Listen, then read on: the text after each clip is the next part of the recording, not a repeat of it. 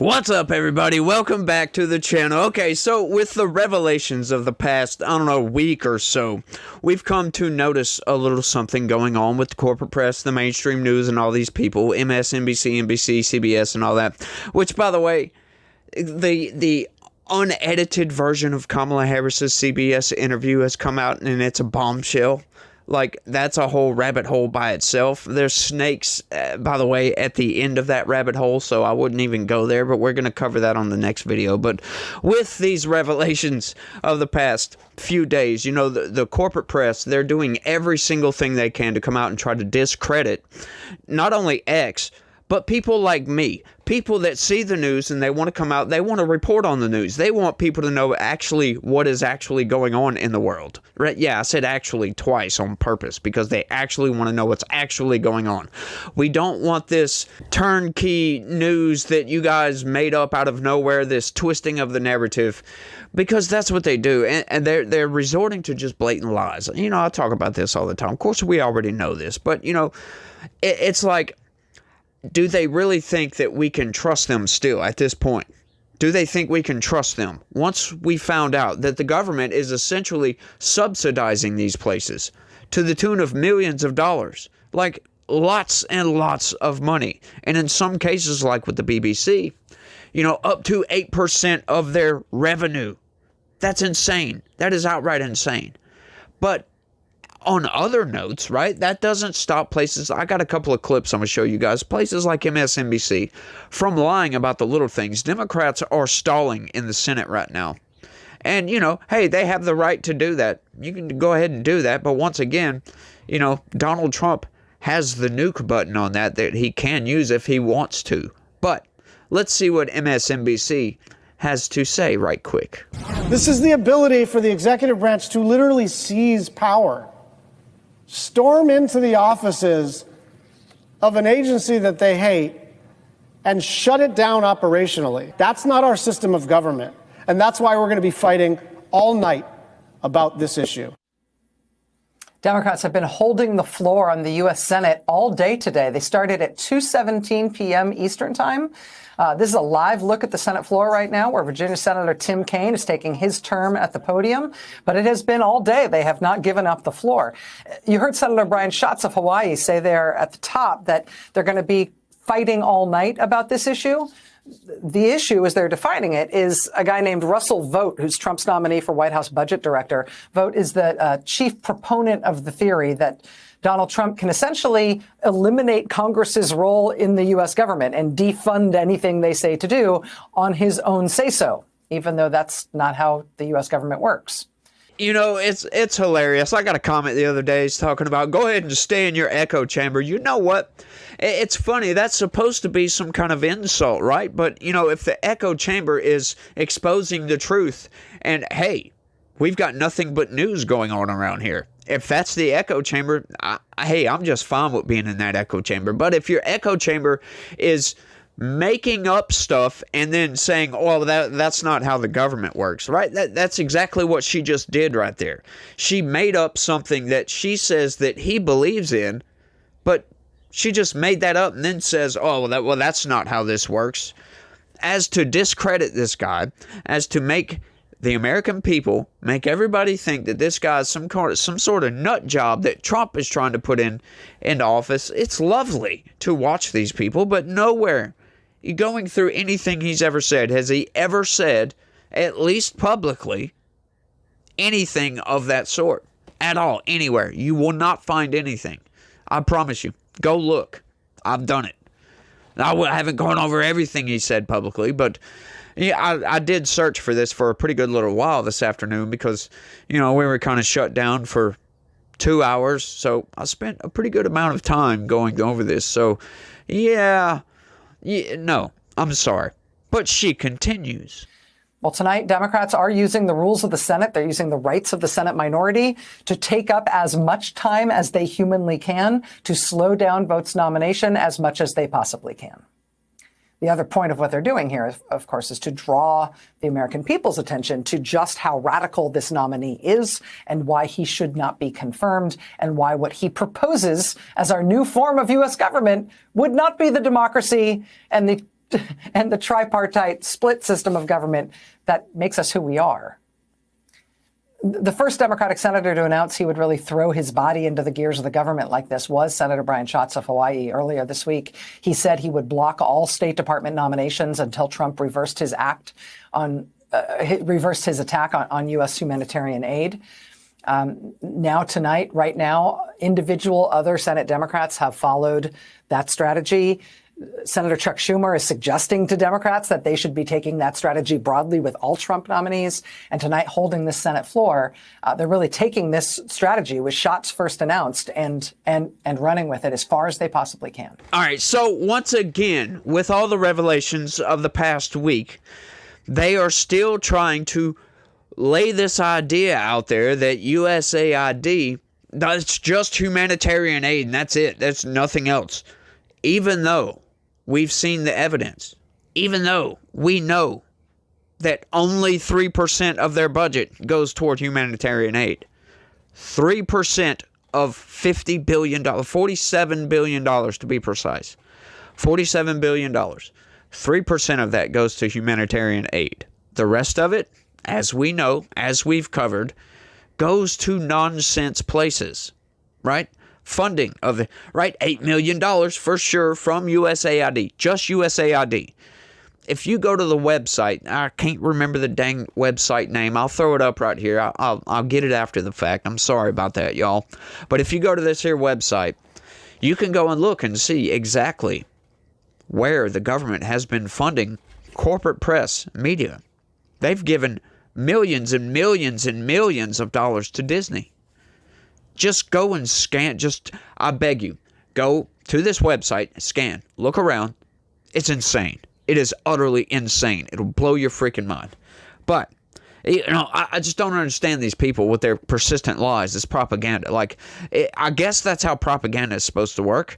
But you would figure, anybody with a brain is going to see, okay, well, all this is being exposed.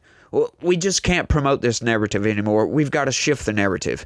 At least try to debunk it somehow.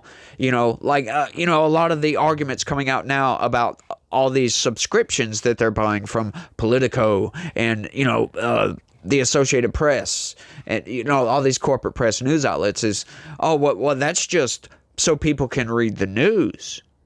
No, come on. I'm sorry. This is fraud on a massive level, right? This is just a clever way to subsidize these places, right? Do you really think that they think like that? Right? Seriously. When you're funding these places to the tune of millions of dollars, the government has contracts with subscriptions. That's what that is. So it's a subscription. That's a contract. Sorry. I couldn't get that out quite. But that's what that is. Do you think they don't know this? Do you think their board of directors does not realize the large amount of money the federal government is paying in? Do you think that the federal government has no say? Right? This is a clever way of doing it. Because, that's just our federal employees. We want them to be informed. I'm sorry, you can't buy that. You can give that excuse, but it doesn't matter. Even still, it doesn't matter. That is for that individual. If they want that subscription service, then they can pay for it themselves. Technically, the taxpayer is still paying for it, but at least it's coming out of their payroll. It's not coming out of the taxpayer dollar, the Treasury fund, for crying out loud. Technically, right? Because now that's just an added benefit for them, essentially, is what that is doing. That's just a perk of the position, if you will. It's nonsense. It's all nonsense. You can't make that argument. That's a bunk argument, and I can't believe they actually tried that. That's their excuse. Really. But, the other thing that they're trying to do now is, they put these narratives out there, and we love to break narratives around here. And, with these polls, what they need to do, the corporate press and the mainstream news, right, they need to make you think that you're on the wrong side of history. This is why you see leftists. You go to Blue Sky, they're always yelling about, we're on the right side of history on this one, y'all. But this is what they need to make you do. This is why MSNBC, NBC, CBS, all these places, when they discuss polls, they always say the American people think this. Well, as we've discussed several times on this channel, that's not what it is. And I can't stand when they say that because, once again, that's propagandizing the American people. They'll poll 1,500 people and then tell you, well, this is 80% of Americans think this. Well, that's very, very misleading. And it lurches into propaganda, if you will. Let's get into this news article right quick because here we go. You can already see the narrative building. Check this out, y'all. GOP support for Musk influence with Trump falls dramatically. Poll. Now, I mean, I imagine you guys already can see where this is going, right? And not just with what's on the headline right there. You can see exactly where this is going from the setup I made. But let's go ahead and dive in anyway. The share of Republicans who say they want tech billionaire Elon Musk to have significant influence in the Trump administration has fallen substantially in the months since President Trump was elected. The Economist YouGov poll taken in the days after the November 2024 election, 47% of surveyed Republicans said they want Musk to have a lot of influence in the Trump administration, while 29% wanted a little and 12% wanted him to have none at all. Now, I need you guys to remember those numbers right off because they're going to be very important here in a second. Today, however, the share of Republicans who say they want Musk to have a lot of influence has fallen substantially to 26%. That's not that substantial, by the way, but the next number is very telling. Meanwhile, 43% of Republican respondents say they want Musk to have a little influence, and 17% say they want him to have none at all, according to the latest poll from the Economist YouGov released Wednesday. Now, notice the shift there. And they use substantially. So what they're telling you, what they're trying to tell you is that, like the headline said, is, oh, Republicans, just Republicans, by the way. Oh, they don't want Elon Musk to have any influence at all. It's dropped dramatically. Notice they said that. They said it's dropped. Yeah, but there's still support there. That's what they're not telling you. And they try to word it in such a way to make you think, oh, well, he doesn't have support anymore. Oh, they're falling off. There's a backlash, right? Like they're trying to get out there in front of the USAID thing, trying to say, oh, there's a backlash to Elon Musk and Doge coming in to audit the government. All right? Once again, this is the narrative building that they do. They get out there and they say, oh, well, it's illegal. What Elon Musk is doing is illegal. Actually, it's not. But once again, it's like when going into the Treasury, or the IRS, these people are the ones that audit you. They don't ever put it like this because they don't want this narrative getting out. What I'm about to tell you, they do not want you to think at all. Right? The IRS has every right to audit you at any time. As long as you pay taxes, you can be audited at any point in time. Doesn't matter. Nobody will bat a freaking eye. But as soon as the federal government gets audited, oh, all hell is breaking loose, hasn't it? Oh, this is illegal. Oh, he can't do this. Oh, he's got access to classified information. Oh, he's gained access to sensitive information. He's gained access to your information, by the way. As if the federal government doesn't have access to that information. As if people in the federal government, people you don't know, can easily access your Social Security number, all your tax information, where you live, where you work. So what? It's blatant. It's a blatant double standard here, right? Oh, we're so appalled at this audit of the federal government that is actively exposing just corruption scandal after corruption scandal after corruption scandal. And sometimes you just gotta wonder, well, whose side are these people on, right? Well, like the creation of the news. What was that supposed to be for? Right? It was supposed to be to inform the public. Right? Another oath of journalism is to speak truth to power and hold the power accountable for their actions. So we're supposed to go in, like, this is technically supposed to be the job of the corporate press, of the news. They're supposed to go in and look at every single action, right? Because this is another excuse that they're yelling. Well, all this is all public information. You're just now getting mad about this? Which, once again, like, that argument's coming from the corporate press, which once again just goes to show why support and trust in the corporate press and the mainstream narrative machine is at all-time lows, right? Like, it's just, in the past week, it has utterly been demolished, just obliterated. Once this came out, this scandal, that, hey, these corporate press news outlets are being subsidized by the government. The trust in that has just been obliterated, in my opinion. And I imagine most Americans out there feel the exact same way. You can't come to me and argue that, oh, this is all public information. Well, how come you haven't exposed it yet, corporate press? And you're arguing on the side of the federal government doing all this? Really?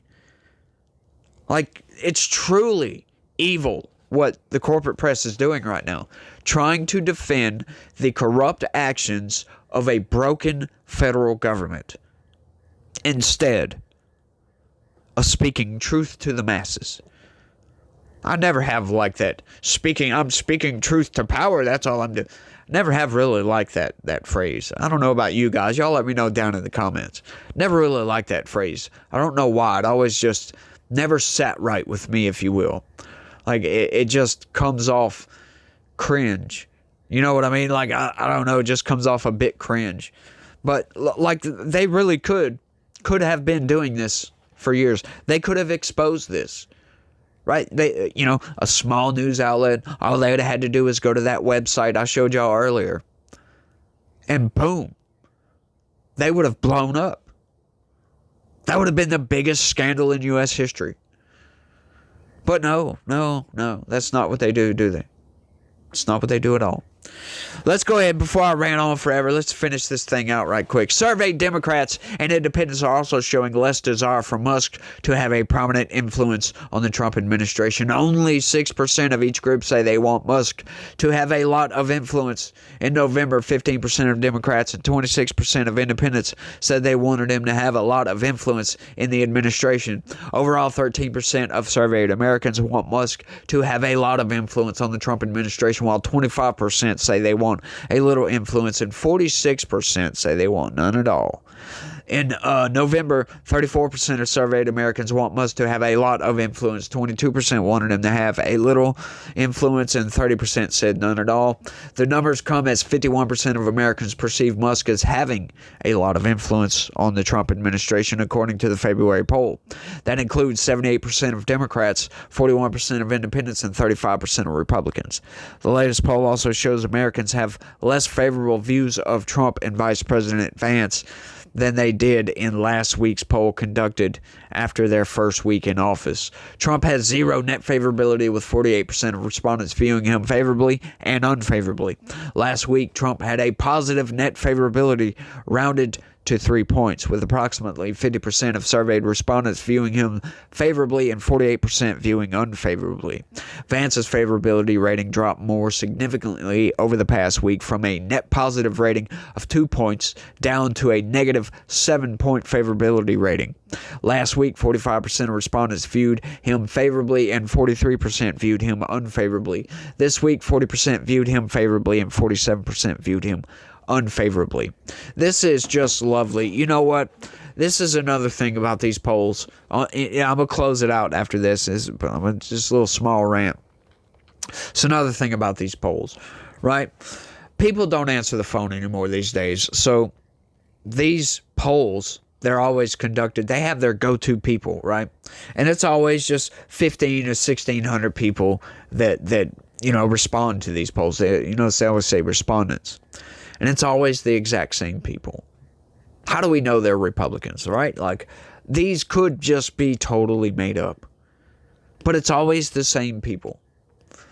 You're not getting a sense of what Americans actually think. I'm sorry. That's one reason I can't stand these polls, but these polls do a very good job at narrative building. That's the only reason why I cover these. And I have the same message every time, just about every time, is, they say, 46% want this of Americans, and I can't stand that. Once again, I can't stand that, but it's always the same people that are getting polled. And they use words, they use all these qualifiers like a lot. Like, what does that even mean, really? What does that really mean? The methodology to some of these, it's just ridiculous when you go look at the crosstabs on these. Like, I honestly don't care. Personally, I don't care. But considering they're such a propaganda tool, I cover them. Just to counter that narrative, if you will. That's the main reason I cover these. Anytime you see something that I'm covering a poll, that's because they're trying to promote a narrative, and I'm pretty much probably going to debunk the narrative. Right? I've done that all throughout the election cycle, debunking these narratives, blah, blah, blah, blah, blah, you get it. But, hey, you know what? I guess I'm in an echo chamber. It is what it is, y'all. It is what it is. But once again, y'all, think about it like this. Get outside that box right quick. If the echo chamber is a bunch of truth bombs bouncing around, where's the harm? That's all I'm going to say on that. Where is the harm? But I think I've rambled on for long enough on this one, y'all. Want y'all to let me know what y'all think about all this down in the comments section. It blows my mind, right, that these people actually get up there and defend. And they have to use words like, oh, well, he's trying to block humanitarian aid, knowing all the corruption that's being exposed, just back to back to back to back to back. I can't wait until they get to other federal agencies. I have a feeling, I have a sneaky suspicion that we're going to find corruption at every single level of the federal government, y'all. Hey, it is what it is, though, right? It's big, it's bloated, and it's there. But y'all let me know what y'all think. That's all I got on this, and I want to thank everybody for watching. And y'all try to have a good day. Stay legitical. Peace.